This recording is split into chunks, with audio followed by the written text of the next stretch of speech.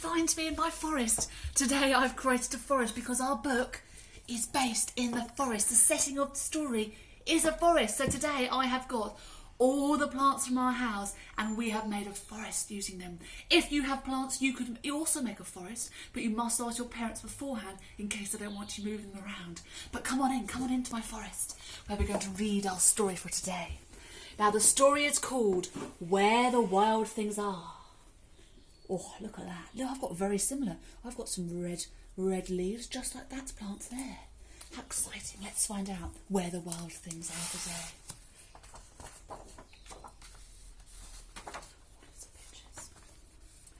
The night Max wore his wolf suit and made mischief of one kind. What's he doing there? Oh no, he's nailing things into the wall. And another. Oh dear, he's terrifying the dog. His mother called him Wild Thing, and Max said, "I'll eat you up." So he was sent to bed without eating anything. He was a bit mean, wasn't he? That very night in Max's room a forest grew, just like our forest. And grew and grew until his ceiling hung with vines and the walls became the world all around. Wow, how exciting. I wonder where he's going to go on his adventure. And an ocean tumbled by with a private boat for Max, and he sailed off through night and day. And in and out of weeks and almost over a year to where the wild things are. He looks quite scary. And then he came to the palace where the wild things are. They roared their terrible roars and gnashed their terrible teeth and rolled their terrible eyes and showed their terrible claws. He looks like he's smiling to me. Doesn't look too terrible. Till Max said, "Be still," and tamed him with the magic trick of staring into their yellow eyes without blinking once. And they were frightened and called him the most wild thing of all. Wow. And made him king of all wild things. And now, cried Max, let the wild rompers start. Ooh, I'm excited. What could the wild rompers be?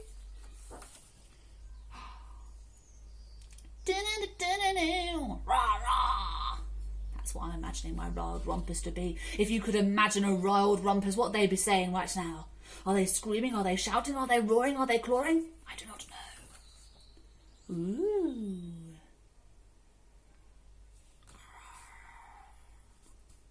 Yippee! I'm the king of the castle. He's crawling on my back.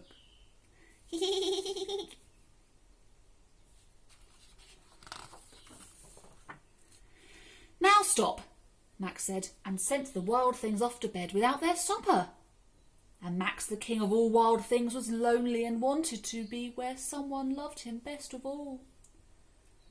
Then, all around, from far away across the world, he smelled good things to eat. So he gave up being king of where the wild things are. But the wild things cries, "Oh, please don't go. We'll eat you up, we love you so." And Max said, "No." The wild thing roared their terrible roars and gnashed their terrible teeth and rolled their terrible eyes and showed their terrible claws. But Max stepped into his private boat and waved goodbye. Bye-bye. And sailed back over a year and in and out of weeks and through a day.